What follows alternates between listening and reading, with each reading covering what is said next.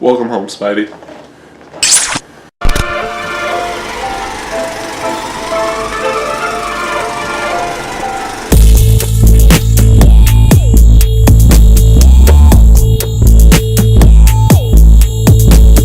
It's taken 13 years and 2 reboots, but we finally got a great Spider-Man movie again.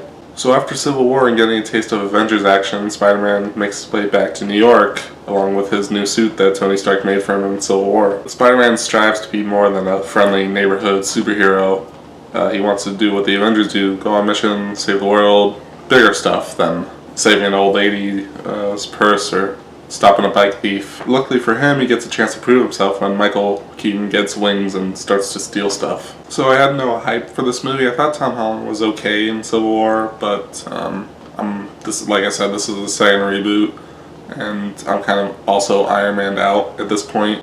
And most importantly, I did not trust Sony at all to not possibly screw this up like they do with their Spider-Man movies. But against all odds, this movie was great. Tom Holland is a great Peter Parker and a great Spider-Man. I prefer my Spider-Man to be more college age than high school, because he seems like not a Spider-Man, a Spider-Kid. But Tom Holland plays the younger Spidey really well. Vulnerable, he does the wisecracks in the suit well. He plays the nervous Peter Parker when he's around his crush. All aspects of Peter Parker Spider-Man he does well. He's not as experienced as we see usually with Spider-Man. He makes a lot of mistakes when he fights, accidentally causing some collateral damage. Also, he's having troubles balancing school, balancing his home life, balancing love life, all the while he's Spider-Man, which is what Spider-Man should be. Spider-Man's not really about the villains or saving the world, it's about how being Spider-Man affects Peter, a normal kid.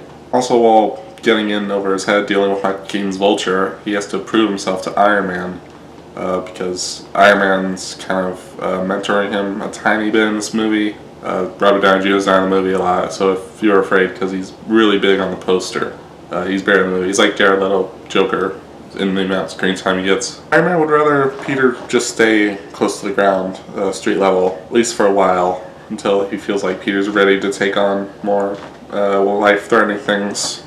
He didn't have that problem in Civil War, but he has that problem now. The trailers made it out to be an Iron Man, Peter Parker, Spidey team-up movie, but luckily that is not the case at all. Iron Man maybe has 7 scenes tops. There is a bit of mentoring going on, and Iron Man does get to repeat the theme of Iron Man 3, making Iron Man 3 relevant. If you're nothing without the suit, then you really don't deserve to be in the suit. But Peter does become his own hero. He's not Iron Man's sidekick, like, at all. They didn't mention Uncle Ben or anything relating to why Spider-Man decided to become a hero. I wish they'd done it, because without an origin movie for him, it's really hard to really get invested in this Peter, because we really don't know where he came from.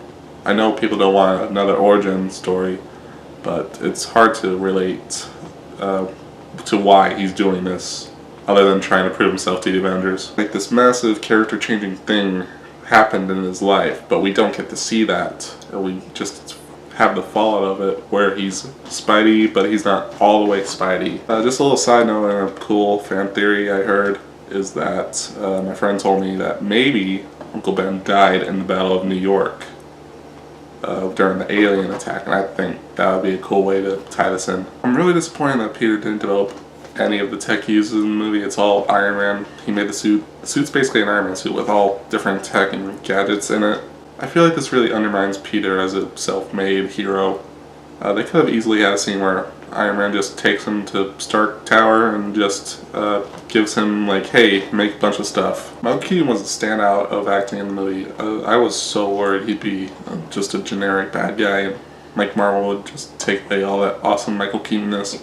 But Michael Keaton was so good. He plays a blue-collar villain who's like been screwed over by the Avengers, screwed over by the government, and now he decides, hey, I'm gonna do something about it. And he steals all the alien tech from Avengers battles, and he starts like selling it on the street, but also using it. There's a scene where Michael Keaton is so intense with Tom Holland. It is so scary. Like, for a Marvel movie, this is the most tension I've ever felt in any Marvel movie. The only weak spot is the guy playing Flash Thompson. If you don't know, Flash Thompson is basically a bully to Peter Parker in high school. For various reasons, he's easy to pick on, he's smarter than Flash.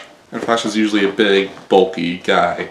In this movie, he's a weaselly, snobby little twerp who also goes to the same smart high school that Peter did. He's an annoying rich kid stereotype. And he's annoying not in a funny way where he'll get his comeuppance at the end. Like, he's annoying in a get off the screen way. I get the push for diversity. I get it. Like, New York, modern New York, diversity. Got it. But why'd you have to butcher the character? The action's good. I think the ferry scenes stand out. You really don't see Spider-Man swinging around New York like you did in the other movies, which is like a draw of Spider-Man. I was looking forward to that. And sometimes he's just in Queens. Like, there's a sequence where there's nowhere to shoot his web, so he used to like run through backyards. And it was like, oh, that's a nice Ferris Bueller homage. But then they kind of ruin it where when Ferris Bueller shows up on screen. Like how he was in Civil War, Spider-Man's pretty much CG the whole time. So there's no grit to any of the action, except like towards the end in a confrontation with Vulture. The high school aspects of the movie are very John Hughesy, like Ferris Bueller's Day Off, Breakfast Club. Zendaya's character is pretty clearly the Ali Sheedy character from Breakfast Club.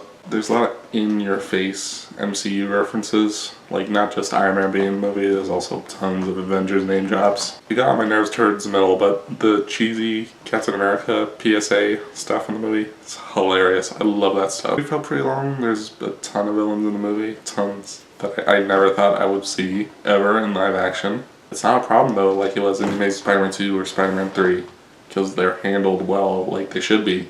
Like, Shocker's in the movie, and Shocker's a henchman, usually, so he's a henchman in the movie. Makes sense, makes perfect sense. So if you are like looking forward to a major Shocker, like him being the main villain of the movie, I think you'll be like, why did you put him in the movie at all?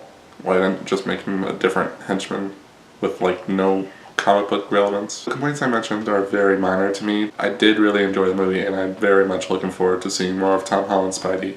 Don't get me wrong, Spider-Man 1 and 2 are leagues above this movie in almost every aspect.